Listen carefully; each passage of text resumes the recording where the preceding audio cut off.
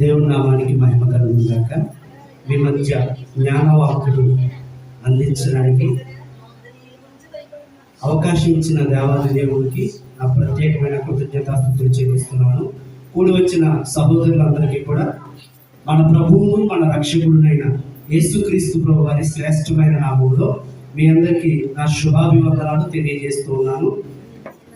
సమయంలో చిన్న ప్రార్థన చేసుకుని దేవుని యొక్క వాక్య ధ్యానంలోనికి అడుగు పెడదాం.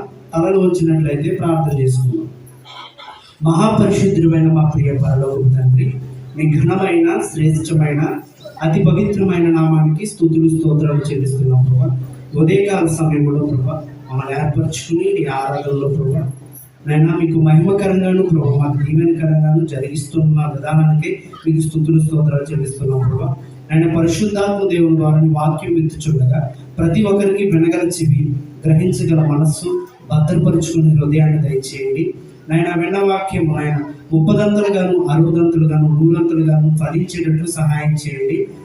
నాయన నీ మాటలు కేవలం వినువారు మాత్రమే కాకుండా విన్న మాటల ప్రకారంగా జీవించే భాగ్యాన్ని మా అందరికీ దయచేయమని యేసుక్రీస్తు ప్రభు వారి శ్రేష్టమైన నామంలో ఈ ప్రార్థనలో కూర్చున్నాం పరమ తండ్రి, ఆమేన్. దేవుడి నామానికి మహిమ కలుగును గాక. ప్రియమైన దేవుని వాళ్ళారా, మనం అందరం కూడా శ్రద్ధాశక్తితో దేవుని యొక్క వాక్యాన్ని మనం విందాం. అయితే మీరందరూ కూడా మీ మనస్సును మీ హృదయాన్ని ఇక్కడే కేంద్రీకరించి కొద్ది నిమిషాలు దేవుని యొక్క వాక్యం మనము విందాం. దయచేసి ఇంటి దగ్గర ఆలోచనలు లేకపోతే వేరే వేరే ఇతర ఆలోచనలతో కూర్చోవద్దు. మీ ఆలోచన అంతా ఎక్కడ ఉండాలి? ఇప్పుడు దేవుని వాక్యం పట్ల ఆసక్తి కలిగి ఉండాలి. దేవుని నామానికి మహిమ కలుగును గాక. మనమందరము దేవుని యందు భయభక్తులు కలిగి ఉండాలి. ఎలా ఉండాలండి? దేవుని యందు ఏం కలిగి ఉండాలి? భయభక్తులు కలిగి ఉండాలి. మొత్తం మానవ కోటికి ఇదే విధి అని దేవుడు చెబుతూ ఉన్నాడు లేఖన భాగంలో. మానవ కోటికి ఏంటంటే విధి? భయభక్తులు కలిగి ఉండడం. సో మనం అందరం దేవుని యందు భయభక్తులు కలిగి ఉండాలి. భయము ప్లస్ భక్తి, ఇవి 2 పదాలు.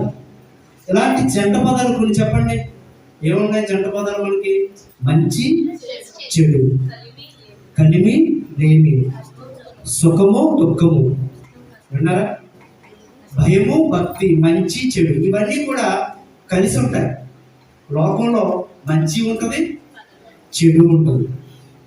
లోకంలో మంచి ఉంటుంది అనుకుంటే పొరపాటు, లోకంలో ఉండి చెడ్డే ఉంటుంది అనుకుంటే పొరపాటు. మంచి చెడు ఎలా ఉంటాయి? లోకంలో కలిసి ఉంటాయి. అలాగే మన జీవితంలో సుఖము ఉంటుంది, దుఃఖము ఉంటుంది. అంటే నాకు సుఖమే ఉంటుంది అనుకుంటే పొరపాటు. సుఖం వెనకాల దుఃఖము, మళ్ళీ దుఃఖం వెనకాల సుఖము, మళ్ళీ సుఖం వెనకాల దుఃఖము. 1, 2 కలిసి ప్రయాణం చేస్తూ ఉంటాయి మన జీవితంలో. అంటే ఇవి 2 కలిసే ఉంటాయి. అలాగే భార్య భర్త వీళ్ళు కూడా కలిసి ప్రయాణం చేయాలి జీవితాంతం వరకు. అలాగే భయము భక్తి, ఇవి 2 కూడా కలిసే ఉంటాయి. నాకు భయం ఒకటే ఉంటుందండి, భక్తి ఉండదంటే అది పొరపాటు. మనకి భయము ఉండాలి, భక్తి ఉండాలి. ఇంతకీ భయం అంటే ఏంటి చెప్పండి? మనిషి ఎప్పుడు భయపడతాడు? చాలా జాగ్రత్తగా ఉండాలి. పిల్లలైన వారు, యవనస్తులు, విశ్వాసం అందరూ కూడా శ్రద్ధగా వినండి. భయం అంటే ఏంటి? మనిషి ఎప్పుడు భయపడతాడు? మనిషి ఎప్పుడు భయపడతాడంటే ఏదైనా తప్పు చేసినప్పుడు, ఏదైనా తప్పు చేసినప్పుడు, ఏదైనా చేయకూడని పని చేసినప్పుడు మనిషి ఏం చేస్తాడంటే భయపడుతూ ఉంటాడు. అమ్మో నేను ఏం చేశాను? తప్పు చేశాను. ఏం చేశానంటే తప్పు చేశాను, లేకపోతే ఈ పాపానికి ఒడిగట్టుకున్నాను, లేకపోతే ఇంతటి ఘోరం చేశాను. సో మనిషి ఏం చేస్తాడంటే భయపడుతూ ఉంటాడు.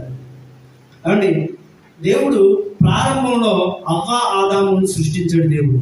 అప్పుడు ఆదాము గారికి ఒక చక్కని తోటిచ్చి, ఏదైనా తోటిచ్చి అన్ని ఫలాలు తినండి, ఒక పండు మాత్రం మీరేది తినకూడదు అన్నప్పుడు అది తినడం తప్పు అని ఎవరికి తెలుసు? ఇప్పుడు ఆదాముకి తెలుసు, అవ్వగారికి తెలుసు. అయినా ఆ పండుని వాళ్ళు తినేశారు. తినేసి ఏం చేశారు? తప్పు చేశారు. అప్పుడు భయపడ్డారు. అప్పుడు దేవుడు అంటే భయపడలా. ఇప్పుడు భయపడ్డారు, అప్పుడు భయపడ్డారు. భయపడి చెట్టు వెనకాల దాక్కున్నారు. చెట్టు వెనకాల దాక్కుని దేవుడు తండ్రి దగ్గరికి వచ్చినప్పుడు, బిడ్డలారాని దగ్గరికి వచ్చినప్పుడు చెట్టు చాకులు దాక్కుని మేము దాక్కున్నాం అని చెబుతున్నారు. అంటే భయపడుతున్నారు. అంటే మనిషి ఎప్పుడు భయపడతాడంటే తప్పు చేసినప్పుడు భయపడతాడు.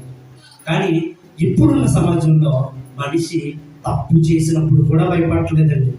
ఎప్పుడు భయపడట్లేదు? తప్పు చేసినప్పుడు కూడా భయపడట్లేదు. లోకంలో ఎన్నో వార్తలు వింటూ ఉన్నాం, ఎన్నో న్యూస్లు మనం చదువుతూ ఉన్నాం, ఎన్నో వార్తలు చూస్తూ ఉన్నాం. కానీ మనిషి ఎలా ఉన్నాడంటే భయం లేని మనిషిగా ఉన్నాడు. దేవుడు అంటే భయం లేని మనిషిగా ఉన్నాడు. కానీ దేవుడు ఏమంటున్నాడు తెలుసా? దేవుడు ఏమన్నాడు తెలుసా? మీరు పాపము చేసి భయపడితే నాకు ఉరిగేది లేదు. అప్పుడు నాకు అది ఆ భయం కాదు నాకు కావాల్సింది. ఏ భయం కావాలో తెలుసా? కీర్తనల గ్రంథము 4వ అధ్యాయము. దయచేసి ప్రతి ఒక్కరు కూడా పరిశుద్ధ గ్రంథాన్ని తెరిచి దేవుడి మాటలు ధ్యానిద్దాం. కీర్తనల గ్రంథము 4వ అధ్యాయము 4వ వచనాన్ని మనం ఒకసారి చూసినట్లయితే, భయమునంది పాపము చేయకుడి. చాలు చాలు. భయమునంది ఏం చేయకూడదట? పాపము చేయకూడదు. కానీ ఎంతవరకు మనం ఏం చెప్పుకున్నాం? పాపము చేసి మనిషి ఏం చేస్తున్నాడు?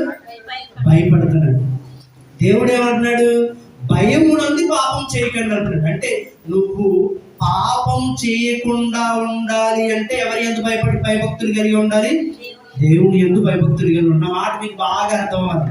మనం ఎవరికి భయపడితే పాపం చేయకుండా ఉంటాం? దేవుని యందు భయపడాలి. అంతేగాని పాపం చేసి భయపడుతున్నాం అన్నాం అనుకోండి, అది కరెక్ట్ కాదు, అది తప్పు. మనం పాపం చేసి భయపడతాం కాదండి, పాపం చేయకుండా ఉండడానికి దేవునికి ఏం చేయాలి? మనము భయపడాలి. ఆదాము గారు అది చేయలేదు. ముందు పాపం చేసాడు. ఆజ్ఞాతిక్రమమే పాపము. పండు తినొద్దు అన్నప్పుడే వెంటనే ఏం చేశాడు? తినేశాడు, పాపం చేశాడు. అప్పుడు భయపడుతున్నాడు. కానీ దేవుడు ఏమంటున్నాడు? నా ఎందుకు భయభక్తులు కలిగి ఉండండి, మీరు పాపం చేయకుండా ఉంటారు. కీర్తనల గ్రంథం 4వ అధ్యాయం 4వ వచనంలో అదే మాట ఉన్నది. ఏమంటాడు? భయము నుండి పాపము చేయకుడి. మీరు పడకల మీద ఉండగానే మీ హృదయంలో ధ్యానము చేసుకుని ఓరుకుండుడి. దేవుని ఎప్పుడు ధ్యానించుకోవాలో తెలుసా? ఇంకా మనము పడకల మీద ఉండగానే, అంటే ఇంకా మంచం దిగకుండానే ఎవరు గుర్తుకు రావాలి? మొట్టమొదట ఎవరు గుర్తుకు రావాలి? దేవుడు గుర్తుకు రావాలి.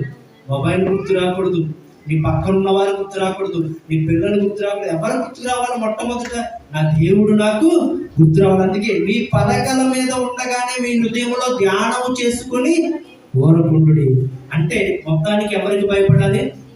దేవునికి భయపడాలి. ఇప్పుడు ఈ సమయంలో మీ అందరికీ నా ప్రశ్న, ఎంతమంది దేవునికి భయపడుతున్నారు అంటే చేతులు ఎత్తారు. ఎంతమంది భయపడుతున్నారు? అందరూ భయపడుతున్నారు. అంటే భయపడటం అంటే ఏంటో ఎదరికి వెళ్ళే కొద్ది మనకు అర్థం అవుతుంది, ముందుకు వెళ్ళే కొద్ది. అవండి ఎంతమంది భయపడుతున్నారు? అందరూ భయపడుతున్నారు. అవండి అంటే ఈ రోజుల్లో మనము గమనిస్తూ ఉంటే, లోకాన్ని గమనిస్తూ ఉంటే, పిల్లలకి తల్లిదండ్రులు అంటే భయం లేదు ఉందండి. ఈ రోజున్న పిల్లలకి ఎలా ఉంది? తల్లిదండ్రులు అంటే ఒకనొక సమయంలో అయితే పిల్లలు తల్లిదండ్రులకి చాలా భయపడేవారు. ఈ రోజున్న పిల్లలైతే తల్లిదండ్రులకి ఏం చేయట్లేదు? భయపడట్లేదు. అలాగే మనము ఉపాధ్యాయులంటే విద్యార్థులకు భయం లేదు. అవునా కదా? ఈ రోజుల్లో ఉపాధ్యాయులంటే విద్యార్థులకి ఏం లేదు? భయం లేదు. ఒక మాస్టర్ కొడతాడని కానీ, సార్ నన్ను తిడతారని, లేకపోతే టీచర్ నన్ను మందలిస్తుందన్న భయము లేదు. బొత్తిగా భయం చెడిపోయింది. అంటే లోకం, సమాజం ఎలా ఎట్టుపోతుందో ఒకసారి ఆలోచించండి ప్రియమైన దేవుని వాళ్ళ.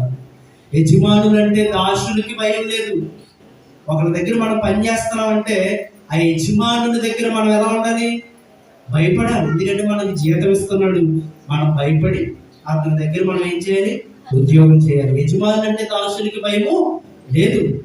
అంటే దైవజనులు అంటే సంఘానికి భయం ఉందా? కాపరంటే మనల్ని కాస్తున్నాడు. కాపరంటే ఒక గొర్రెలకి కాపరి ఎలాగైతే ఏ గొర్రె ఎట్టు తప్పిపోతుందో, ఏ గొర్రె ఎలా చెడిపోతుందో, ఎలా తప్పిపోతుందో, ఏది తినకూడని వస్తువు తింటుందో అని కాపరి ఎట్లాగైతే కాస్తూ ఉంటాడో, మన దైవజనుడు కూడా మన సంఘాన్ని అలాగే కాస్తూ ఉంటాడు. మరి దైవజనుడికి భయపడే స్థితి మనకుందా?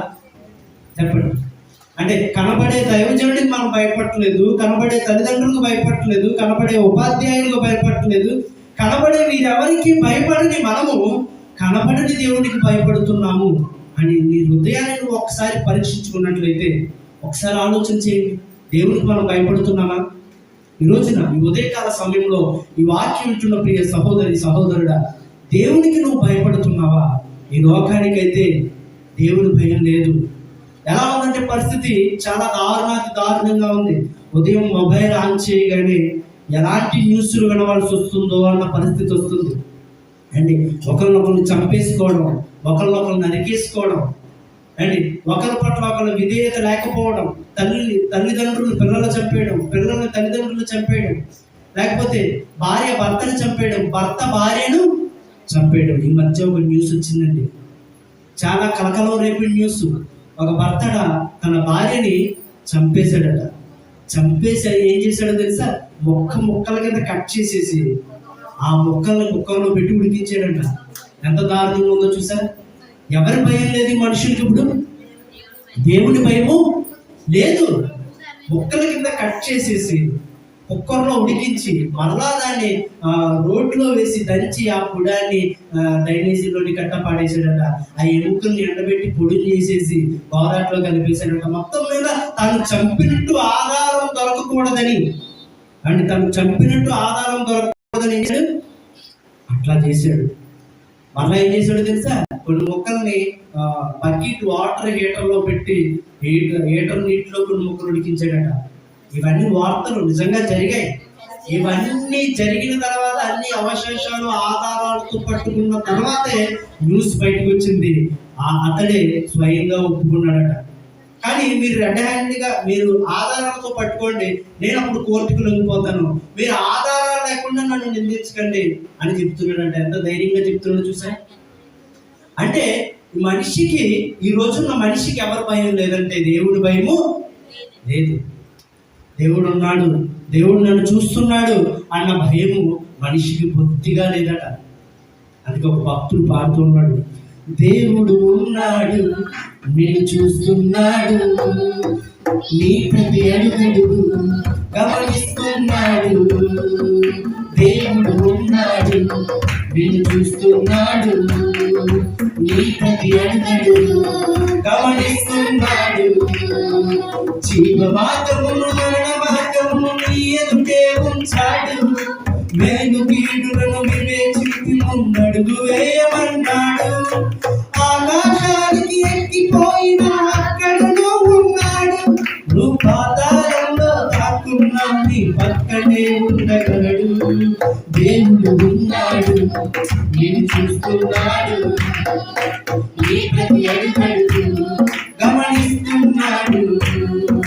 దేవుడు ఉన్నాడు, నేను చూస్తున్నాడు, నీ ప్రతి అడుగు గమనిస్తున్నాడు. హల్లెలూయా.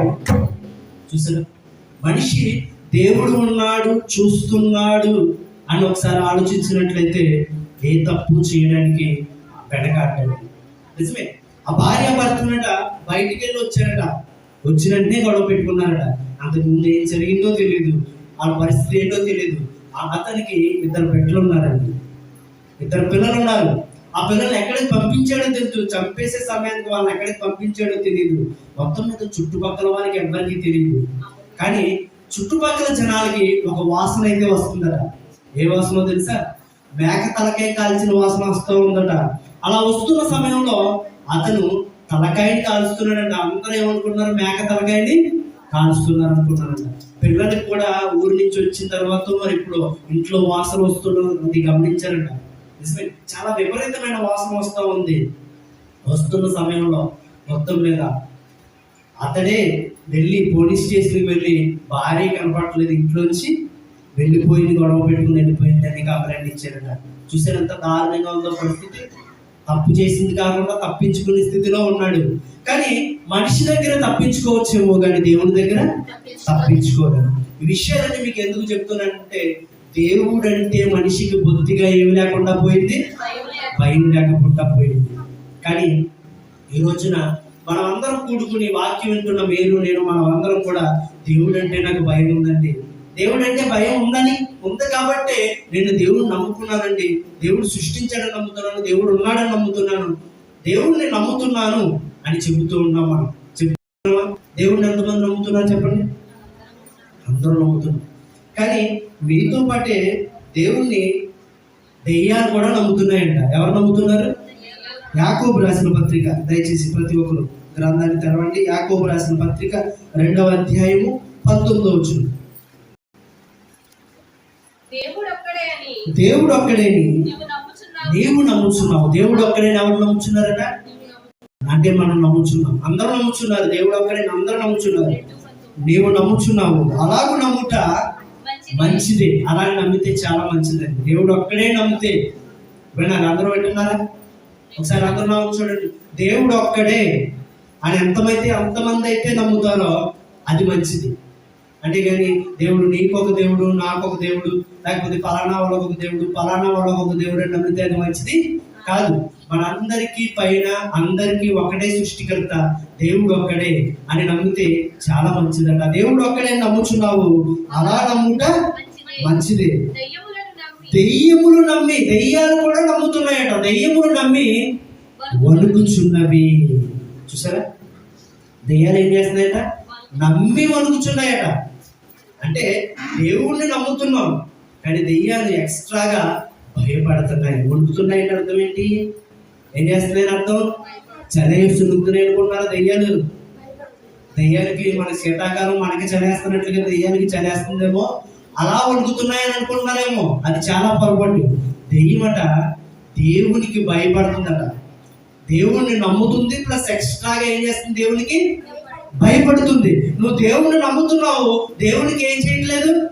భయపడట్లేదు. అది నేను ప్రార్థన చేస్తున్నాను కదా, అదే నేను పాట పాడుతున్నాను కదా, అదే నేను వాక్యం చదువుతున్నాను కదా, నేను ప్రతి ఆదివారం క్రమం తప్పకుండా దేవుని సన్నిధికి వస్తున్నాను కదా. అంటే నువ్వు భయపడకుండా ఇవన్నీ చేస్తుంటే నువ్వు కూడా దెయ్యంతో సమానం. అంటే ప్రార్థన చేసే దెయ్యం. అర్థం ఉందా మీకు? పాటలు పాడే మీకు అందరికీ అర్థం. నువ్వు భయపడకుండా చేస్తున్నావంటే నువ్వేంటి? వాటికి నీకు ఏమి లేదు, తేడా లేదు. దెయ్యం నమ్ముతుంది, భయపడుతుంది, కాకపోతే దెయ్యానికి మారు మనసు లేదు. ఇప్పటికీ దెయ్యానికి ఏమి లేదు, మారు మనసు లేదు. నువ్వు నమ్ముతున్నావు, భయపడుతున్నావు, భయపడాలి. నువ్వు మారు మనసు చెందాలి, నువ్వు మారాలి. నువ్వు మారి దేవుడికి భయపడితే దేవుడు నిన్ను చూసి ఏం చేస్తాడు? సంతోషిస్తూ ఉంటాడు. అంతే చెప్తున్నాడు, నువ్వు మార్పు చెందాలి. ప్రేమైన దేవుని వల్ల దేవునికి ఉన్న ఒక పేరు చెప్పండి. దేవునికి ఉన్న పేర్లు చెప్పండి మనకి. దేవుడు ఏమై ఉన్నాడు? ఆత్మయే ఉన్నాడు. దేవుడు ఏమై ఉన్నాడు? ఆత్మయే ఉన్నాడు. దేవునికి మరొక పేరేంటి? దేవుడు ఉన్నవాడు, అనువాడు. అంటే దేవునికి ఆది లేదు, అంతము లేదు. మనకి ఆది ఉంది, అంతం ఉంది. మనం పుడుతున్నాం, చనిపోతున్నాం, జీవితకాలం మధ్యకాలం ఉంటున్నాం. దేవుడు ఎటర్నల్, ఆయన ఉన్నవాడు అంతే. ఆయనకి ఆది లేదు, ఆయన ఉన్నవాడు, అనువాడు. దేవుడు ఆత్మ అయి ఉన్నాడంట. మనం అందరం ఆయన ఎలా ఆరాధించాలని చెప్పుకుంటాం? మనం ఆత్మతోనూ సత్యముతోనూ మనం ఆరాధించాలి. అలాగే దేవుడికి మరొక పేరు ఉంది, మార్పు లేనివాడు. ఏ పేరంటే? మార్పు లేనివాడు. ఈ రోజున ఆ దేవుణ్ణి నమ్ముకున్న మనము మార్పు లేని వారిగా ఉన్నామా? రోజు రోజుకి మారిపోయేవారిగా ఉన్నామా? ఒకసారి ఆలోచించండి. దేవుని నమ్ముకున్నాం, రైటే, మంచిదే. అలాగూ నమ్ముట మంచిదే. దేవునికి భయపడుతున్నాం, అది మంచిదే. కానీ నువ్వు మొదట పొందిన మారు మనసు అలాగే కంటిన్యూ చేస్తున్నావు. ఒకవేళ మారిపోయావా? దేవుడైతే మార్పు లేనివాడు. ఆయన అప్పుడు ఎలా ఉన్నాడో ఇప్పుడు అలాగే ఉన్నాడు. నీకు నిత్య జీవం ఇస్తానని వాగ్దానం అప్పుడు చేశాడు, ఇప్పుడే అదే వాగ్దానం అని స్టాండ్ మీద నిలబడి ఉన్నాడు. నువ్వు మారిపోయే విధంగా ఉన్నావా? నువ్వు లోకంలో కలిసిపోయే విధంగా ఉన్నావా? నువ్వు దేవుని పట్ల భయాన్ని కోల్పోయే విధంగా ఉన్నావా? ఒకసారి నీకు నువ్వేం చేయాలి? ఆలోచించుకోవాలి. ప్రియమైన దేవుని వల్ల ఒకసారి ఆలోచించుకోండి. మన భయం ఎంతవరకు కొనసాగుతుంది? దేవుడు అంటే మనం భయం కలిగి జీవిస్తున్నామా? ఈ లోకంలో మనుషులైతే దేవుడు అంటే భయం లేదు, వెచ్చలవిడిగా తిరుగుతున్నారు, ఎలా పడితే ఎలా ఉన్నారు. నువ్వు దేవుణ్ణి నమ్ముకున్న నువ్వు, దేవుణ్ణి ఒక్కడే నువ్వు నమ్మిన నువ్వు, దేవుని సన్నిధిలో వస్తున్న నువ్వు, ప్రార్థన చేస్తున్న నువ్వు, వాక్యం వింటున్న నువ్వు, పాట పాడుతున్న నువ్వు, దేవుడు అంటే భయపడుతున్నావా? దేవుని కోసం ఆలోచిస్తున్నావా? ఒకసారి ఆలోచన చేయు. ఈ ఉదయకాల సమయంలో ఆలోచన చేయి. ప్రియమైన దేవుని వల్ల దేవుని ఎందుకు భయభక్తులు కలిగి ఉన్నామా? ఈ లోకంలో కనబడే మనుషులకి మనం భయపడట్లేదే, కనబడే దేవునికి మనం భయపడుతున్నామా? ఒకసారి ఆలోచన చేద్దాం. ప్రియమైన దేవుని వల్ల ఇంతవరకు మనం భయం కోసం చెప్పుకున్నాం. నెక్స్ట్ భయానికి తోడుగా ఉంది భక్తి. మరి ఎంతమంది భక్తి గలవారిగా ఉన్నారు ఒకసారి ఆలోచించండి. ఎంతమంది భక్తి గలవారిగా ఉన్నారు? దేవుడు ఏమన్నాడు? అసలు భక్తి అంటే ఏంటి, భక్తికి నిర్వచనం ఏంటి అన్నది ఇప్పుడు చూద్దాం. మనం భక్తికి నిర్వచనం ఏంటి ఎంతమందికి తెలుసు? చెప్పండి, భక్తికి నిర్వచనం ఏంటి? అదే యాకోబు రాసిన పత్రిక 1వ అధ్యాయం 27వ వచనం. తండ్రి అయిన దేవుని ఎదుట. ఒకసారి ఆగండి, ఎవరి ఎదుటండి?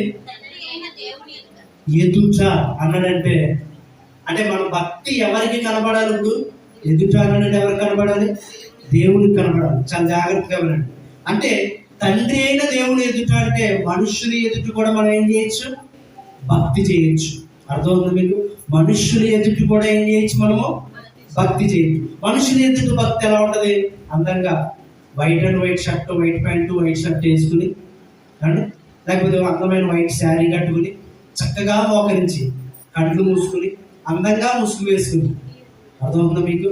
ప్రార్థన చేస్తూ కనగా ప్రార్థన చేయడం కానీ, అక్కడ పాటలు పాడడం కానీ, ఇలాగ వైట్ అండ్ వైట్. అమ్ము, అతను చూడగా మనకు ఎలా కనపడుతూ ఉంటాడు అంటే మనుష్యుల ఎదుట అతను ఎవరు? భక్తిపరుడు. అర్థమవుతుందా? లేకపోతే బయటకు వెళ్ళిపోతే చక్కగా కాషాయ రంగు వస్త్రం వేసుకుని నిలువు నామాలు కొట్టెట్టుకుని అండి చక్కగా అతను ఎవరు? భక్తుల రక్తి ఏమైపోయింది? పలానా యాత్రకు వెళ్ళామనుకోండి, అక్కడ ఏం పెరిగిపోయింది అంటారు? భక్తుల రక్తి. అంటే వాళ్ళందరూ మనుష్యులు ఎదుట ఎలా కనబడుతూ ఉన్నారు? భక్తి పరులుగా కనబడుతున్నారు. కానీ దేవుడు ఏమన్నాడు తెలుసా? తండ్రి ఎదుట, చదవను, తండ్రి ఎదుట, తండ్రి అయిన దేవుని ఎదుట పవిత్రమును. ఫస్ట్ పాయింట్ ఏంటండి? పవిత్రమును, నిష్కలంకమైన. నిష్కలంకం అంటే మన భక్తిలో కలంకం ఉండకూడదు. ఏమనకూడదు? కలంకం ఉండకూడదు. నిష్కలంకమైన భక్తి ఏదనగా దిక్కులేని పిల్లలను, విధవరాండ్రను వారి ఇబ్బందిలో పరామర్శించుటయు ఇహలోక మాలిన్యము. ఇక్కడే చాలా జాగ్రత్తగా ఆలోచించండి. ఇహలోక మాలిన్యము. ఇహలోక మాలిన్యం అంటే ఇహలోక మురికి. కాబట్టి మనం వైట్ అండ్ వైట్ షర్ట్ వేసుకున్నాం అనుకోండి, మనం ఎలా కాపాడుకుంటాం దాన్ని? నేనైతే వైట్ షర్ట్ వేసుకున్నాను అనుకోండి, మా పిల్లల దగ్గర రాకుండా చూసుకుంటాను. ఎందుకో తెలుసా? ఆ షర్ట్ ఏం చేస్తారు? వాళ్ళు మురికి చేసేస్తారు. వాళ్ళు ఎక్కడ చేతులు ఎక్కడెక్కడ కింద బాగేసి, నేల మీద బాగేసి, డాడీ అని దగ్గరికి వచ్చేసరికి షర్ట్ ఏమైపోద్ది? మురికి అయిపోద్ది. మీకు అందరికీ అర్థమవుతుందని చెప్తున్నాను. అలాగే మన భక్తి జీవితము ఇహలోక మాలిన్యం అంటుకోకుండా మనం కాపాడుకోవాలట. మన బట్టలు ఎలా కాపాడుకుంటాము, మన వస్తువులు ఎలా కాపాడుకుంటాము, మనం ఎలా కాపాడుకుంటాము, అలాగే ఇహలోక మురికిని మనకు అంటుకోకుండా. మాలిన్యం కనుక ఇహలోక మురికి అంటే ఇహలోక పాపము. ఇహలోకమైన పాపము అంటే ఈ లోకం. పాపం దేనికి సంబంధించినది? ఈ లోకానికి సంబంధించినది. అటువంటి మాలిన్యము మనకు అంటుకోకుండా తన్ను తాను అంటే అది అంటుకోకుండా కాపాడుకోవాలంటే మనకు మనమే కాపాడుకోవాలి. అర్థమవుందా? దానికి తగ్గ దాని ప్రొటెక్షన్ మనకి దేవుడు ఇస్తాడు. అర్థమవుతుందా? పాపం అంటించుకోకుండా ఉండాలంటే కొంత ప్రొటెక్షన్ మనకి దేవుడు ఇస్తాడు. ప్రొటెక్షన్ ఇచ్చిన నీకు నువ్వే ఆకర్షింపబడిపోయి ఆ మాలిన్యాన్ని అంటించుకుంటే నీ భక్తి ఏమైపోయినట్టు? చెప్పండి, పాడైపోయినట్టే. నీ భక్తి పాడైపోయినట్టే. అది తండ్రి ఎదుట నిజమైన భక్తి కాదు. నీ భక్తి ఎవరి ఎదుట భక్తి? మనుష్యుల ఎదుట భక్తి. నువ్వు షర్ట్ మాసిపోకుండా కాపాడుకోవడం మనుషులు ఎదుట భక్తి. నీ భక్తి జీవితాన్ని మా ఇహలోక మాలిన్యం అంటుకోకుండా కాపాడుకోవడమే నిజమైన తండ్రి అయిన దేవుని ఎదుట భక్తి. మరలా చదువుదాం మాట ఒకసారి. బాగుంది, మరలా చదువుదాం.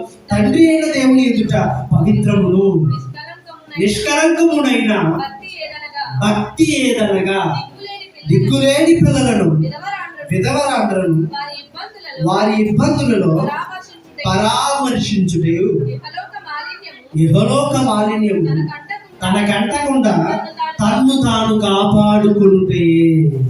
తన్ను తాను ఏం చేయాలట? కాపాడుకోవాలి.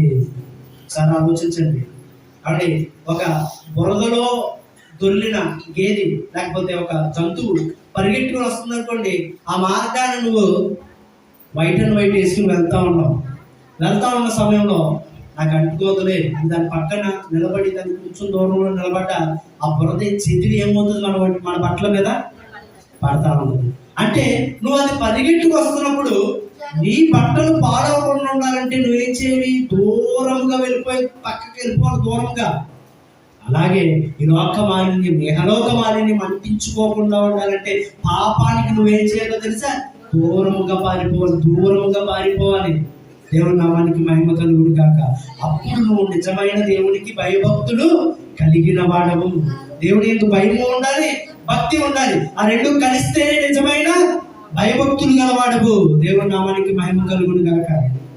ప్రియమైన దేవుడు వాళ్ళరా, మరి ఈ లోకంలో ఒక ముఖ్యమైన పాపం, మనం దాన్ని ఆ బురదను మనం అంటించుకోకుండా ఉండాలి అంటే ఒక ముఖ్యమైన పాపం ఒకటి ఉంది. అదేంటో తెలుసా? ధనాపేక్ష. ఇది అందరికీ ఉంటుందండి. ఇదేంటి? ధనాపేక్ష.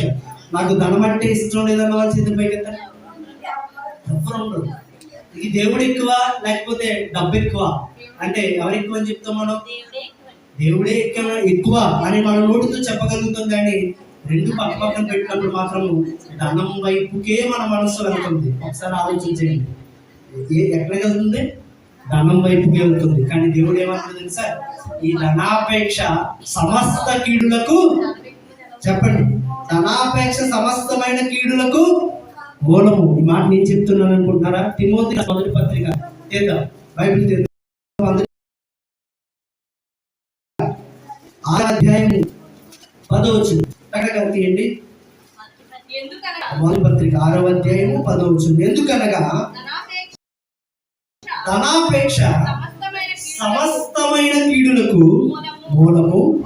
కొందరు దానిని ఆశించి విశ్వాసం నుండి తొలగిపోయి నానా బాధలతో తమ్ము తామే పొడుచుకుని. సమస్తమైన కీడులకు ధనాపేక్ష ఏంటట? మూలము. ఒకసారి నీ హృదయం మీద నువ్వు చేయవేసుకుని, నీ గుండెల మీద నువ్వు చేసుకుని, దేవా నాకు నీకంటే ఈ లోకంలో ఉన్న ధనం ఎక్కువ కాదు.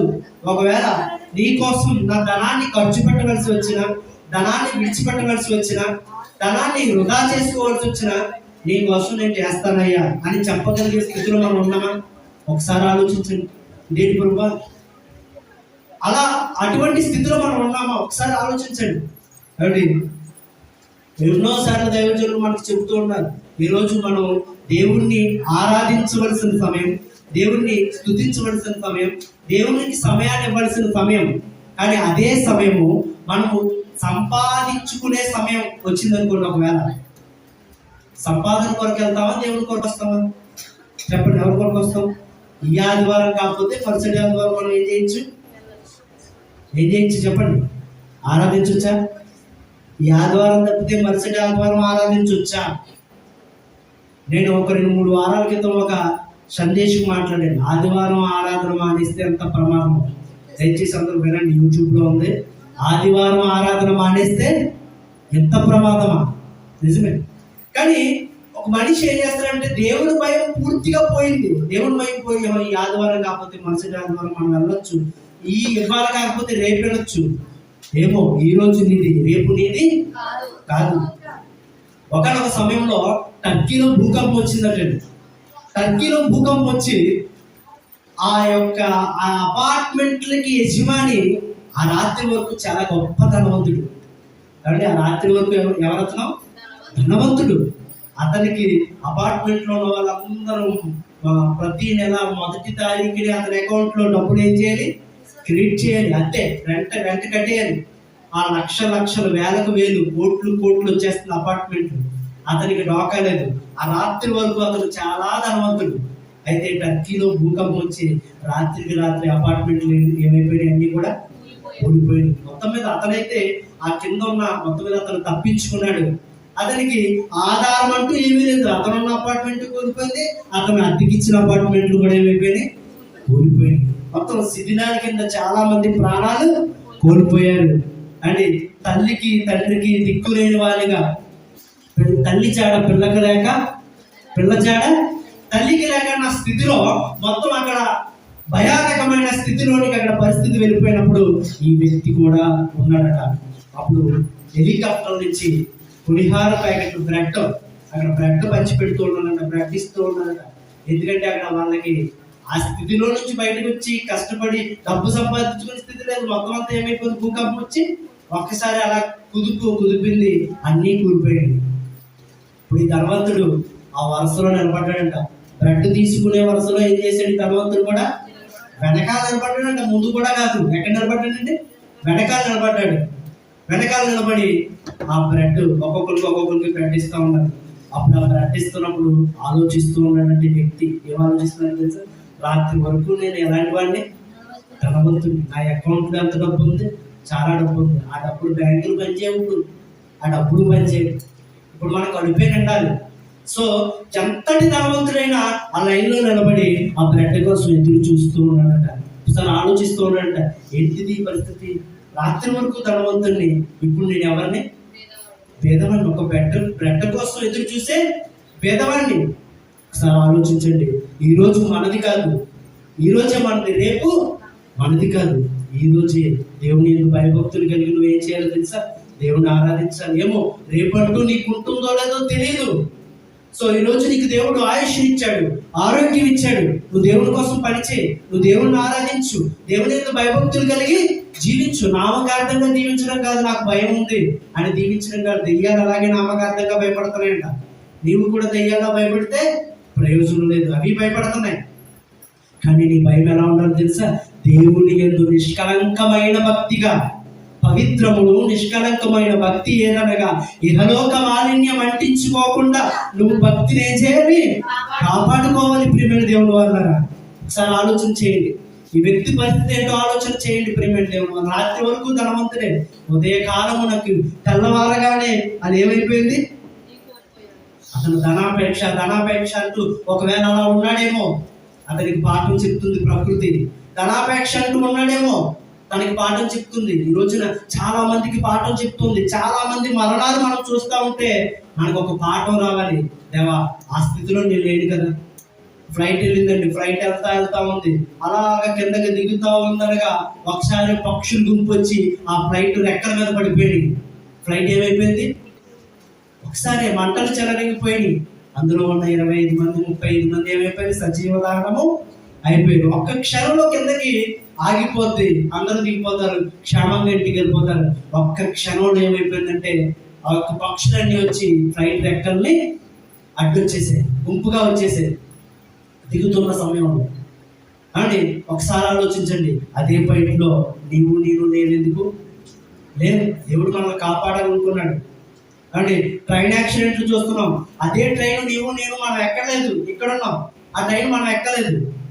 ఒకసారి ఆలోచన చేయండి. దేవుడు నిన్ను ఎలా కాపాడుతున్నాడో మనకి అర్థం అవ్వాలి, నిన్ను ఎలా పోషిస్తున్నాడో మనకి అర్థం అవ్వాలి. అటువంటి దేవాది దేవునికి ఎల్లప్పుడూ భయభక్తులు కలిగి జీవించాలి. భయమునందు ఏం చేయకూడదట? పాపం చేయకూడదు. నువ్వు పాపం చేసి భయపడడం కాదు. ప్రియ సహోదరుడా, పాపం చేసి భయపడితే ప్రయోజనం లేదు.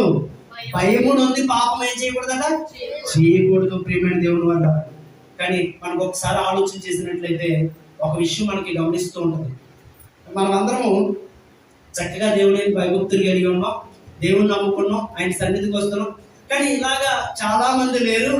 వాళ్ళందరూ ఎంతో చక్కగా క్షేమం కలిగి డబ్బు సంపాదించుకుంటూ ఈ లోకంలో విచ్చలవిడిగా తిరుగుతూ ఆనందంగా ఉంటూ చాలా మంది బాగున్నారు కదా. మనకంటే వాళ్ళు బాగున్నారు కదా, మరి వాళ్ళకి మనకి తేడా ఉంది, వాళ్ళు బాగున్నారు కదా అని మీరు ఒకవేళ దేవుడిని ప్రశ్న చేసేవారిగా ఉంటారేమో. దేవుడు మనకి ఒక సమాధానం చెబుతూ ఉన్నాడు. ముగించుకుందాం. కీర్తనల గ్రంథము 73వ అధ్యాయము ఒకసారి చూద్దాం. కీర్తనల గ్రంథము 73వ అధ్యాయము 3వ వచనాన్ని మనం ఒకసారి చూద్దాం. కీర్తనల గ్రంథము 73వ అధ్యాయము 3వ వచనం. భక్తిహీనుల క్షేమము నా కంటపడినప్పుడు గర్వించి వారిని బట్టి నేను మత్సరపడితే. ఈ కీర్తన ఆసాపు గారు అనే ఒక భక్తుడు ఈ కీర్తన రాస్తూ ఏమన్నాడంటే, భక్తిహీనులు క్షేమంగా ఉన్నారు కదా ప్రభువా, నేను ప్రతిరోజు ఆలయానికి వస్తున్నాను, ప్రతిరోజు నీ మందిరానికి వస్తున్నాను, నాకే కొద్ది గొప్ప నీరసంగా ఉంటుంది. ఉంటుందా మీకు? నాకే కొద్ది గొప్ప జ్వరంగా ఉంటుంది, లేకపోతే నాకు బలహీనంగా ఉంటున్నాను. భక్తిహీనులు ఎలా ఉంటున్నారట? క్షేమంగా ఉంటున్నారు. వాళ్ళకి ఎటువంటి లేవు, మరణయాత్రలు లేవు. వారు ఎలా ఉన్నారట? పుష్టిగా ఉన్నారట. ఎలా ఉన్నారు? చదవండి కేదరికి. మరణమందు వారికి యాతనలు లేవు, వారు పుష్టిగా ఉన్నారు. ఇంకా మనమే బలహీనంగా ఉన్నాం, వాళ్ళు పుష్టిగా ఉన్నారు. నేనేమో దేవుడు దేవుడు అంట, నీ ఎందుకు భయభక్తులు కలిగి ఇక్కడికి వచ్చి నేను ఆరాధన చేస్తా ఉన్నాను, భయభక్తులు కలిగి జీవిస్తా ఉన్నాను. వాళ్ళకి ఏ భయం లేదు కదా నాయన, అవునా కదా? ఒకసారి ఆలోచించండి. బయట దేవుణ్ణి నమ్ముకోని వ్యక్తి ఉంటాడు, వాళ్ళకి ఏ భయం ఎలా ఉండదు, భయం లేదు. ఏం కావాలంటే అది చేసేస్తుంటాడు, దొంగతనాలు చేసేస్తుంటాడు, చంపేస్తుంటాడు, ఎలా కావాలంటే అలా తిరిగేస్తుంటాడు, ఎలా పడితే అలా ఉంటాడు. వారికి ఎవరి భయం లేదు, దేవుడు భయం లేదు. కానీ నేనైతే నీ సన్నిధిలో భయం కలిగి జీవిస్తున్నాను. కానీ వాళ్ళ క్షేమం బాగుంది కదా, వాళ్ళు పుష్టిగా ఉన్నారు, చాలా బాగున్నారు కదా ప్రభా. ఇతరులకు కలుగు ఇబ్బందులు కూడా వాళ్ళకి ఏం చేయట్లేదట, కలగట్లేదు. ఇతరులకు పుట్టినట్లు వాళ్ళకి తెలుగు పుట్టదు. కావున గర్వం ఎలా ఉందట వాళ్ళకి. అండి మనందరం హారం ధరించుకుంటూ ఉంటాం. చెప్పండి, ఉన్నాయా హారాలు అందరికీ? ఉన్నాయి. హారం బాగోకపోతున్నాను, ఇంకా కొత్త హారాలు మరి చేయించుకునే అందంగా హారం ధరించుకుంటూ ఉంటాం. ఆ హారము అంటే హారం ఎలాగైతే ఎదుటి వారికి కనపడుతుందో, గర్వము కూడా, వారి గర్వము కూడా మనకి అలాగే కనపడుతుంది. నేను కాబట్టి ఇలా ఉన్నాను, నేనేంటి, నాకు భయం ఏంటి అన్నట్టుగా స్థితిలో చాలా మంది ఉన్నారేమో. వారి కంఠహారము వలె వారు చుట్టుకుని చున్నది, వస్త్రము వారు బలాత్కారము ధరించుకుందురు. చూసారు, ఇలా ఉన్నారు కదా ప్రభు. మరి నేనైతే నేను భయభక్తులుగా ఉన్నాను, మరి నా పరిస్థితి, వాళ్ళ పరిస్థితి అని నువ్వు అడిగితే దేవుడు చక్కని జవాబు ఇచ్చేవాళ్ళ ఉన్నాడు. అందరూ శ్రద్ధగా వినండి, చక్కని జవాబు ఇస్తున్నాడు. యోబు గ్రంథము 21వ అధ్యాయము 13వ వచనం. యోబు గ్రంథం 21వ అధ్యాయము 13వ వచనం. వారు శ్రేయస్సు కలిగి తమ దినములు గడుపుదురు. వారందరూ, వారంటే ఇప్పుడు వరకు చదువుకున్న కేటగిరీ అంతా, వారు శ్రేయస్సు కలిగి ఏం చేస్తారట, తమ దినములు గడుపుదురు, ఒక్క క్షణములోనే పాతాళమునకు దిగిపోదురు. ఒకవేళ శ్రేయస్సు కలిగి వాళ్ళ దినములు గడిపినా వాళ్ళు ఏమవుతారట, ఒక్క క్షణములోనే పాతాళానికి దిగిపోదురు. ప్రియ సహోదరి సహోదరుడా, నీకు అది లేదు. నువ్వు ఈ లోకంలో చిన్న కష్టం పడుతున్నావేమో, చిన్న ఇబ్బందులు పడుతున్నావేమో, చిన్న ఇరుకుల్లో ఉన్నావేమో, కానీ దేవుని పట్ల విశ్వాసం, దేవుని యందు భయభక్తులు కలగడం, జీవించడం మాత్రం నువ్వేం చేయకూడదు, మానకూడదు. ఎందుకంటే వాళ్ళు శ్రేయస్సు కలిగి జీవించిన వాళ్ళు ఒక్క క్షణములో ఏమవుతారట. చూసారు, ఎంతవరకు మనం చదువుకున్నాం, ఒక్క క్షణములో ఏమైపోయిందండి. రాత్రి వరకు ధనవంతుడు, ఉదయానికి పేదవాడు. అండి ఒక్క క్షణంలో ధనవంతుడు పేదవాడైపోయాడు. రొట్టె కోసం ఎదురు చూస్తూ ఉన్నాడు, పులిహార పొట్లాల కోసం ఎదురు చూస్తూ ఉన్నారు. అంటే కారులు తేలిపోతున్నాయి. మొన్న వరదల్లో కారులు తేలిపోయినాయి. ఆ వరదల్లో సగం వరకు మునిగిపోయి పులిహార పొట్లాల కోసం ఎదురు చూసే ధనవంతులు ఉన్నారు. ఒక్క క్షణం చాలండి. వారు శ్రేయస్సు కలిగి ఈ లోకంలో జీవించిన ఒక్క క్షణంలో ఏమైపోతారట, పాతాళానికి దిగిపోవదురు. కనుక ప్రియమైన దేవుని వల్ల ఈ రోజున దేవుని యందు భయభక్తులు కలిగి ఉన్నాను, నాకు ప్రభువా నాకు ఇలా ఉందేంటే నువ్వు అనుకోకూడదు. దేవుడు నీకు తగ్గిన కాలం ముందు నీకు ఇస్తాడు, ఏమేవాళ్ళో అర్థం ఉందా? ప్రసంగి గ్రంథం 8వ అధ్యాయం 11, 12, 13 వచనాలు చదవండి, ముగించుకుందాం. ప్రసంగి గ్రంథము 8వ అధ్యాయము 11వ వచనం. ప్రసంగి 8:11. దుష్క్రియకు తగిన శిక్ష శీఘ్రముగా కలుగుడు పోవద్దు చూచి మనుష్యుడు భయము విడచి, అందరూ అర్థం చేసుకోవాలి, భయము విడచి హృదయపూర్వకముగా దుష్క్రియలు చేయుదురు. చూసారా, మనిషి ఎప్పుడు భయాన్ని విడుస్తున్నాడు, భయం ఎప్పుడు ఉండట్లేదంటే శీఘ్రముగా శిక్ష కలగట్లేదు. తగిన శిక్ష ఎలా కలగట్లేదండి? పూర్వకాలంలో అననీయ సప్పీరా అని ఇద్దరు ఉన్నారు. వాళ్ళు ఏం చేశారు? తప్పు చేశారు. వెలలో కొంత దాచి, ధనంలో కొంత దాచి దేవుడికి కొంత ధనం ఇచ్చి నా దగ్గర ఇదే ఉంది అన్నారు. అర్థం ఉందా మీకు? నా దగ్గర ఇదే ఉందని ఎవరు ఎదుట అబద్ధం ఆడారు? అపోస్తుల ఎదుట, అక్కడ ఉన్న సంఘమంతటి ఎదుట, సాక్షాత్తు దేవుని ఎదుట అబద్ధం ఆడి ఒక్క క్షణంలో వాళ్ళు ఏమైపోయారు? చనిపోయారు. ఆ క్షణమే, అబద్ధం ఆడిన ఆ క్షణమే వాళ్ళు అననీయ సప్పీరా ఏమైపోయారు? చనిపోయారు. అలాగే వెంటనే శిక్ష వచ్చిందనుకోండి, దేవుని భయం ఉంటుంది. కానీ దేవుని భయం వెంటనే శిక్ష రావట్లేదు కాబట్టి శీఘ్రంగా వాళ్ళు ఏం చేస్తున్నారట, హృదయపూర్వకముగా దేవుని భయం విడచి హృదయపూర్వకముగా దుష్క్రియలు చేయుదురు. పాపాత్ములు 100 మారులు, అంటే పాపాత్ములు దుష్క్రియలు చేయవారు 100 సార్లు దుష్కార్యము చేసి దీర్ఘాయుష్మంతులైనను దేవుని యందు భయభక్తులు కలిగి ఆయన సన్నిధికి భయపడే వారు క్షేమముగా ఉందురు. మీకు అందరికి అర్థం అవ్వాలి. పాపాత్ములు 100 సార్లు దుష్కార్యాలు చేసి క్షేమంగా ఉన్నా, చెప్పండి, పాపాత్ములు దుష్కార్యములు చేసి దీర్ఘాయుష్మంతుడిగా ఉన్న దేవుని యందు భయభక్తులు గలవాడు ఎలా ఉంటాడట, క్షేమముగా ఉంటాడట. అర్థమవుతుంది మీకు? ఎలా ఉంటాడండి?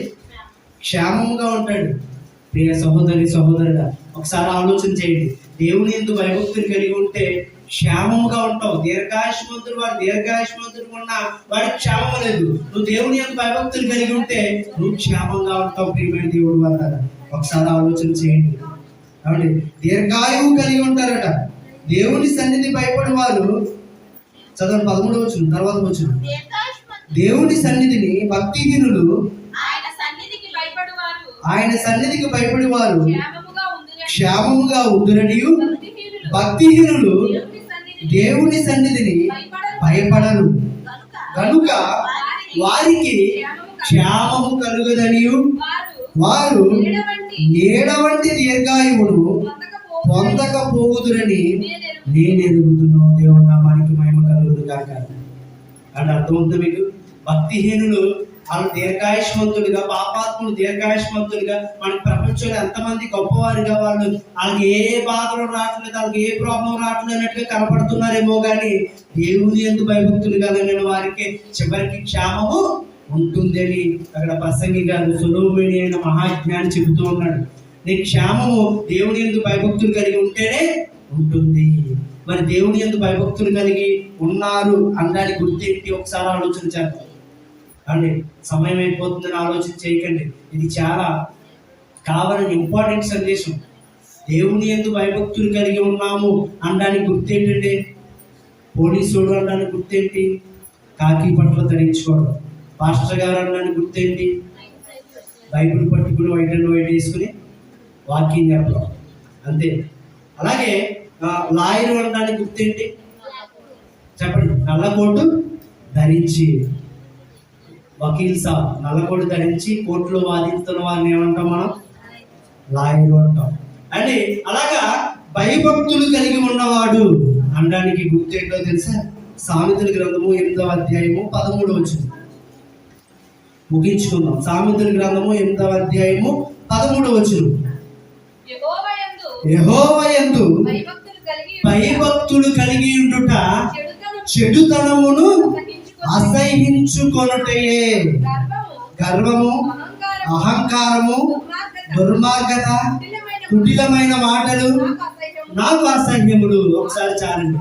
ఇప్పుడు ఏది అసహించుకోవాలంటే మనము? చెడుతనము. చెడుతనాన్ని విడిచిపెట్టిన వారిని మనం చూసాం, అసహించుకున్న వారిని మనం చూడలేకపోతున్నాం. ఈ రోజున్న సమాజంలో చెడుతనమును అసహించుకున్న వారిని మనము చూడలేకపోతున్నాం. ఎందుకో తెలుసా?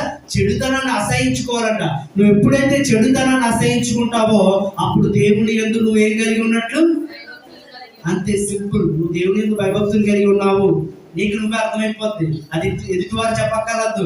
నువ్వు దేవుని యందు భయభక్తులు కలిగి ఉన్నావు, నీకు నువ్వే ప్రశ్న వేసుకోవచ్చు. నేను దేవుని యందు భయభక్తులు కలిగి ఉన్నానా? అయితే చెడుతనాన్ని నేను ఏం చేసుకోవాలట? అసహించుకోవాలి. గర్వము, అహంకారము. గర్వం కలిగి ఉన్నానా?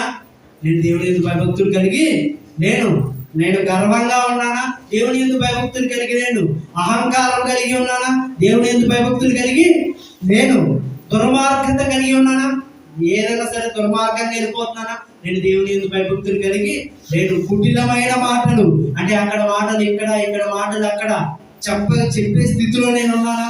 అవి నేను అసహించుకునే స్థితిలో నేను లేకపోతే కనుక దేవుని యందు భయభక్తులు కలిగి నేను. ఇప్పుడు చెప్పండి, దేవుని యందు భయభక్తులు కలిగి ఉన్నాను అని అంటే నీకు నువ్వే ప్రశ్న వేసుకో, నీకు నువ్వే చేతులెత్తు. నేను దేవుని యందు భయభక్తులు కలిగి ఉన్నాను. దేవుడు అంటే నాకు భయం, దేవుడు అంటే నాకు భక్తి. పూర్వకాలంలో చాలా మంది భక్తులు ఉన్నారు, ప్రియమైన దేవుడు అన్నారు. సమూయేలు గారు ఉన్నారు, అబ్రహాం గారు ఉన్నారు, ఇస్సాకు గారు ఉన్నారు. వీళ్ళందరినీ భక్తులు అని దేవుడు ఎప్పుడన్నాడో తెలుసా? వాళ్ళు భయము కలిగి జీవించారు, భయభక్తులు కలిగి జీవించారు. అలా జీవించి యోబు అంటే, యోబు ఏం చేశాడంటే దేవుని యందు భయభక్తులు కలిగి చెడుతనాన్ని ఏం చేశాడంట యోబు గారు? విసర్జించాడట. చూసారు, యోబు గారి గురించి రాయించాడు దేవుడు. ఈ రోజున నీకు నాకు దేవుడు మనకి పాఠం చెబుతున్నాడు. నువ్వు చెడుతనాన్ని విసర్జించే స్థితిలో ఉన్నావా? అసహించుకునే స్థితిలో ఉన్నావా? గర్వాన్ని అసహించుకునే స్థితిలో ఉన్నావా లేదా? లేదంటే నేనంటేనే గర్వాంతునండి, నాకు కొంచెం గర్వం ఉండదండి, నాకు కొంచెం పొగరెక్కువండి, నాకు శాంతం ఉండదు, నాకు పొగరెక్కువండి, అది నాకు పుట్టుకతో వచ్చేసిందంటే దాన్ని నేను మార్చుకోలేకపోతున్నాను అంటావా? నువ్వు దేవుని యందు ఏం కలిగి లేవు? నిజమే. నువ్వు పుట్టుక నుంచి గర్వాంతులు అవ్వచ్చు, కొంచెం పొగరు గలవాడు అవ్వచ్చు, కానీ దేవుని దగ్గరికి వచ్చిన తర్వాత నువ్వేమైపోవాలి తెలుసా? వినయము ధరించుకోవాలి. ఏం చేయాలి? వినయము ధరించుకోవాలి. సామెతలు 2:5 యెహోవా యందు భయభక్తులు కలిగి ఉండుట ఎట్టిదో నీవు గ్రహించదవు, దేవుని గూర్చిన విజ్ఞానము నీకు లభించును. దేవుని యందు భయభక్తులు కలిగి ఉంటేనట నీకు విజ్ఞానం లభిస్తుందట. యెహోవా యందు భయభక్తులు కలిగి ఉండుట ఎట్టిదో నీవు గ్రహించదు. మరొక మాట చదువు, 1వ అధ్యాయము 7వ వచనం. అదే సామెతలు 1వ అధ్యాయం 7వ వచనం. యెహోవా యందు భయభక్తులు కలిగి ఉండుట తెలివికి మూలము. చూసారా? యెహోవా యందు భయభక్తులు కలిగి ఉంటే దేనికి మూలం అండి? తెలివికి మూలం. ఈ రోజున తెలివి లేక నువ్వు నశించిపోతున్నావేమో, తెలివి లేక నష్టాల పాలైపోతున్నావేమో, తెలివి లేక బంధువులకు దూరం అయిపోతున్నావేమో, తెలివి లేక ఎవరి దగ్గర ఎలా నడుచుకోవాలో తెలియట్లేదేమో. కానీ నీకు తెలివి కావాలంటే ఎవరి యందు భయభక్తులు కలిగి ఉండాలి? చూసారు, దేవుని యందు భయభక్తులు కలిగి ఉంటే ఎన్ని ఎక్స్ట్రాగా బెనిఫిట్స్ వస్తున్నాయని చూసారా మనకి? దేవుని యందు భయభక్తులు కలిగి ఉంటే ప్రియ సహోదరుడా, యవనస్తులైన బిడ్డలారా, చిన్న పిల్లలారా, సంగమా, మనం అందరం కూడా దేవుని యందు భయభక్తులు కలిగి ఉంటే మనకు తెలివి వస్తుందంట, జ్ఞానం వస్తుందంట, విజ్ఞానం వస్తుందంట. ఇవన్నీ మనకి ఎక్స్ట్రాగా బెనిఫిట్స్ వస్తాయి. ఇంకేం వస్తాయో తెలుసా? ఈ చివరి మాట చదువుకుని ముగించుకుందాం. 22వ అధ్యాయము 4వ వచనం. 22వ అధ్యాయము 4వ వచనం. యెహోవా యందు భయభక్తులు కలిగి ఉండుట వినయమునకు ప్రతిఫలము. చూసారా? నువ్వు తల్లిదండ్రుల పట్ల వినయం కలిగి, దైవజనుల పట్ల వినయం కలిగి, సాటి సహోదరుల పట్ల వినయం కలిగి, నువ్వు వినయము కలిగి జీవిస్తున్నావంటే నువ్వు ఎవరి యందు భయభక్తులు కలిగి ఉన్నావు? దేవుని యందు భయభక్తులు కలిగి ఉన్నావు. ఈ రోజున దేవుని భయం నీకు లేదేమో. ఒకసారి ఆలోచించు ప్రియమైన బిడ్డ, సహోదరి. దేవుని యందు భయభక్తులు కలిగి ఉన్నట్ట దేనికి ప్రతిఫలమట? వినయమునకు ప్రతిఫలము. అంతే. నువ్వు దేవుని యందు భయభక్తులు కలిగి ఉన్నావా? ఆయన సన్నిధిలో ఉన్నావా? నీ గర్వాన్ని విడిచిపెట్టాలి, అహంకారాన్ని విడిచిపెట్టాలి, నీ పొగరుని విడిచిపెట్టాలి, నీ ఆ యొక్క దేవునికి ఇష్టం లేని విరోధ కలిగించే ప్రతిదాన్ని విసర్జించాలి. ఆ చెడుతనాన్ని విసర్జించి నువ్వేం ధరించుకోవాలో తెలుసా?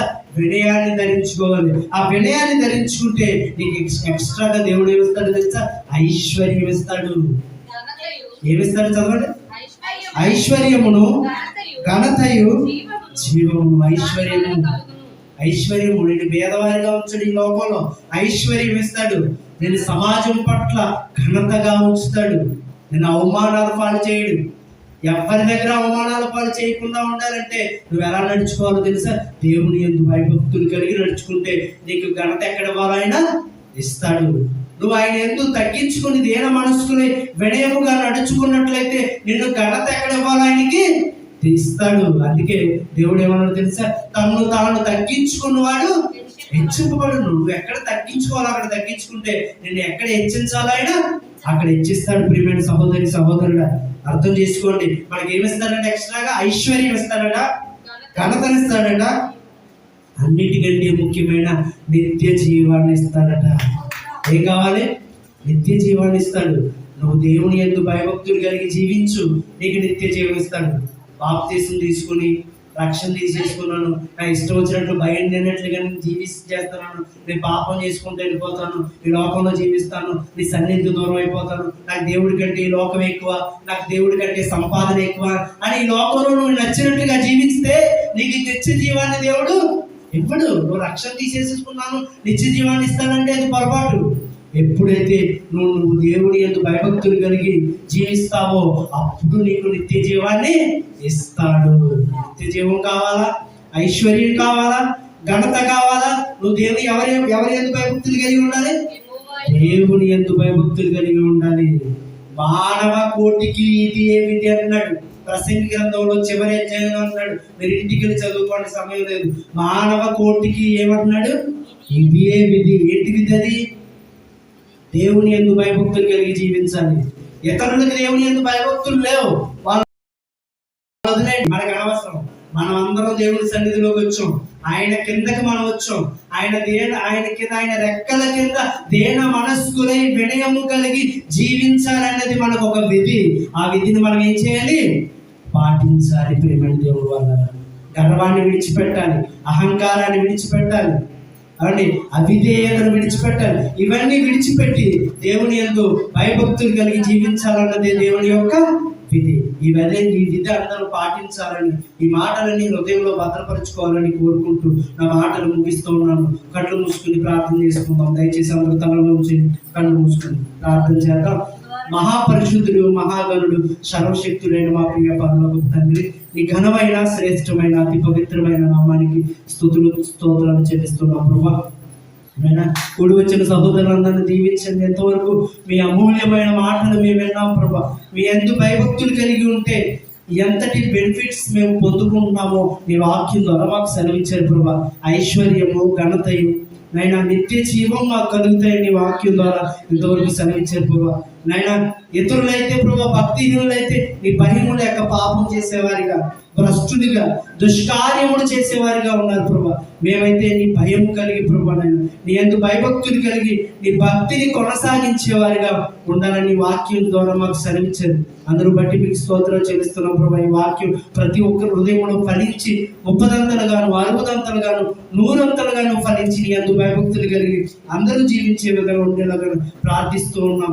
అట్టి అవకాశం అందరికీ దయచేయమని యేసుక్రీస్తు పరిశుద్ధ నామములో ఈ ప్రార్థన మనవులు అడిగి వేడుకొనుచున్నాం పరమ తండ్రి. ఆమేన్. దేవుని నామానికి మహిమ కలుగును గాక. హల్లెలూయా.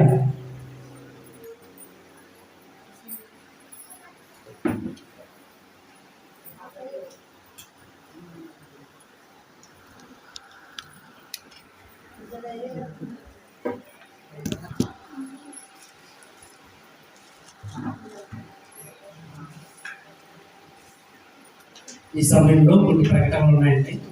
దయచేసి ప్రకటనలో అందరూ కూడా చాలా శ్రద్ధగా ఉండండి.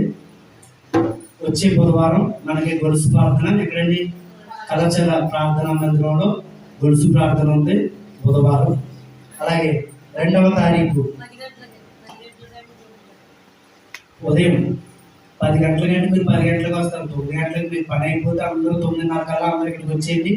2వ తారీఖు ఫిబ్రవరి 2వ తారీఖు బల్లారాధన, మొదటి ఆరాధన బల్లారాధన మనందరికీ ఉంటుంది. ప్రతి ఒక్కరు కూడా కుటుంబాలతో సహా ఎలా రావాలి?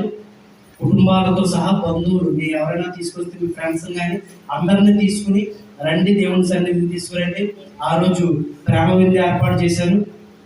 ఎవరు ఏర్పాటు చేశారు ప్రేమ? చెప్పండి. మా చిన్నాన్న గారు, సుధాకర్ గారు. మన దేవుడు చేసిన మేలును బట్టి, ఆ రోజు దేవుడు చేసిన అద్భుత కార్యాన్ని బట్టి ఆ రోజు మనందరికీ కృతజ్ఞతగా ప్రేమ విందు ఏర్పాటు చేశారు. ప్రతి ఒక్కరు కూడా వచ్చి ప్రేమ విందులో పాల్గొనాలి, ప్రభు బల ఆరాధనలో పాల్గొనాలి, అందరూ కూడా ఆరాధనలో పాల్గొనాలి. అందరూ రావాలి, ఎవరు కూడా మర్చిపోవద్దు. ఎవరైతే రానట్టు వారు ఉన్నారో వాళ్ళకి ఈ విషయాన్ని మీరు తెలియజేసి అందరూ కూడా సకాలానికి 9:30 10 లోపల అందరూ వచ్చేది. అప్పుడు ఆరాధన ప్రారంభమైపోద్ది. కరెక్ట్గా 1 గంటకి ముగించబడుతుంది. దేవుని నామానికి మహిమ కలుగును గాక. అలాగే రేపు మేరీ గ్రేస్ ఇంటి దగ్గర 1 గంటకి, రేపు మధ్యాహ్నం 1 గంటకి కృతజ్ఞత కూడిక చిన్న ప్రార్థన ఏర్పాటు చేయబడింది. దానికి అందరూ కూడా మీరైన వారందరూ కూడా వచ్చి అక్కడ దేవుని ఆరాధించి స్తుతించి అక్కడ ప్రార్థన చేయవలసిందిగా కోరుచున్నాను. అది మర్చిపోవద్దు. అలాగే బండపేటలో సభలు జరుగుతూ ఉన్నాయి. 25వ తారీఖు నుంచి 31వ తారీఖు వరకు సభలు జరుగుతూ ఉన్నాయి. మీ అందరికి వచ్చి ఉండదు పాంప్లెట్. పెంతుకోస్తు క్రైస్తవ మహాసభలు దయచేసి మీ మీ వీలు ఏ టైంలో వీలు ఉందో ఆ టైంలో, ఎందుకంటే పొద్దున్న ఉదయం 10 గంటలకు మొదలెడతారు, సాయంత్రం 10 గంటల వరకు కంటిన్యూగా జరుగుతూనే ఉంటాయి ప్రతిరోజు. ఎప్పుడు వీలైతే అప్పుడు, ఏ రోజు వీలైతే ఆ రోజు వెళ్ళండి. 37వ తారీఖు వరకు అనేక మంది దైవజనులు వస్తూ ఉన్నారు, వెళ్ళండి. అలాగే ఒంతిరి దగ్గర కూడా సంగీతం గారి సభలు కూడా జరుగుతున్నాయి. సేమ్ సమయాల్లో, సేమ్ రోజుల్లో అక్కడ కూడా సభలు జరుగుతూ ఉన్నాయి. ఆ సభలకు కూడా మీరు ఏం చేయొచ్చు, వెళ్ళచ్చు. ప్రతి చోటకి వెళ్ళండి. దయచేసి ఈ ప్రకటనలు అందరూ గుర్తుపెట్టుకోండి, అందరూ కూడా వెళ్ళండి. నా మాటలు ముగిస్తూ ఉన్నాను. ఈ సమయంలో కానుకలు బట్టి సమయం కాబట్టి కానుకలు బట్టి దేవుని నామాన్ని మహిమపరచవలసిందిగా కోరుచున్నాను.